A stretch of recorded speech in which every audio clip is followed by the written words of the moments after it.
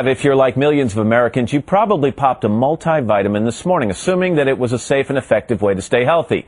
But a new study reported this morning on MSNBC.com says some vitamins may actually be hazardous to your health.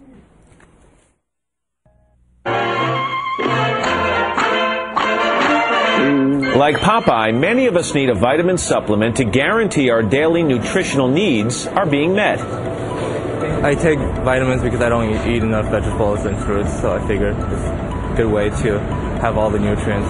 And most people believe if it's on the label, it's in the pill.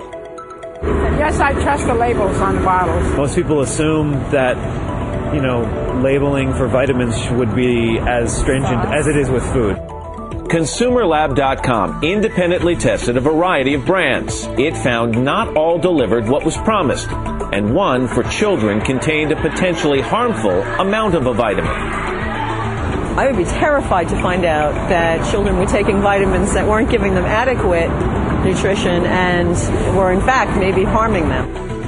Dr. Todd Cooperman is the president of ConsumerLab.com. Doctor, good morning. Good to have you with us. Good morning, Matt. Before we get into the specifics here, isn't there some kind of a regulatory agency that kind of oversees all this?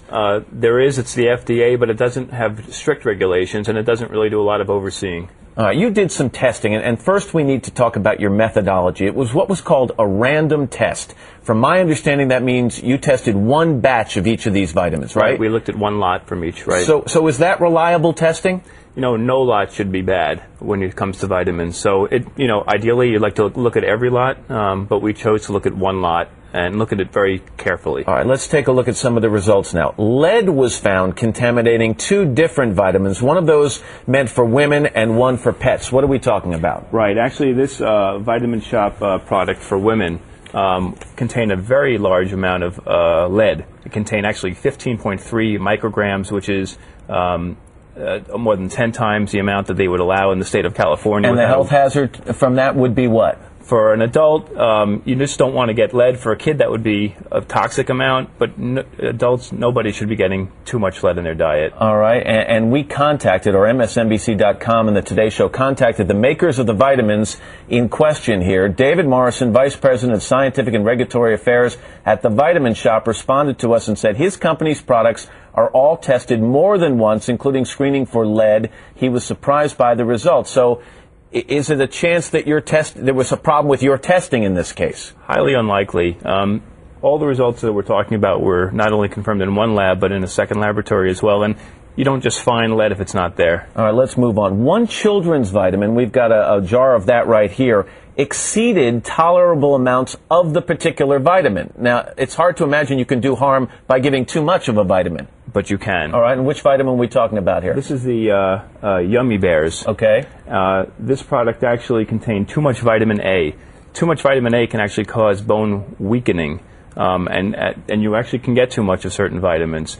For children especially, this product had 5,400 IUs of vitamin A. You don't want to exceed 2,000 to 3,000 IUs for kids who are under the age of 8. Several items were lacking what was listed on the label. Give me two examples of those right there. Sometimes people think that they can get all their nutrients from a liquid, but this product actually had only half of its vitamin A. This had none of the vitamin A. This was a strip that you put in your mouth. All right, and some work too late. What do you mean by that? Too late means that these products will not break apart in your body. They will not release all So they'll be passed through your body before they actually benefit you. Right, and both this AARP product and this Nature's Plus product also did not break apart fast enough. This is important that I get this out. AARP responded immediately to us. They said this: we take this matter very seriously. Without seeing this report and without confirming the research, we've pulled this product from the market. Regardless of our findings, we've instructed our service provider to offer a refund to anyone who requested it. Continuing, it's important to note that this product undergoes routine testing by an independent lab.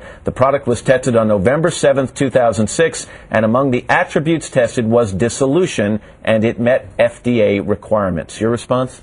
It didn't when we tested it in two different laboratories, perhaps a different lot. Real quickly, does price range affect any of the effectiveness of these products? You can't always base it on price. In fact, some of the most expensive failed. This is $3 a day. There are some that are under $0.05 a day that passed our tests. All right, Dr. Todd Cooperman, important information. And by the way, if you'd like to know if your multivitamins are safe and effective and how to choose one for your family, go to our website right now. It's at today.msnbc.com. We'll put this information and much more on that site.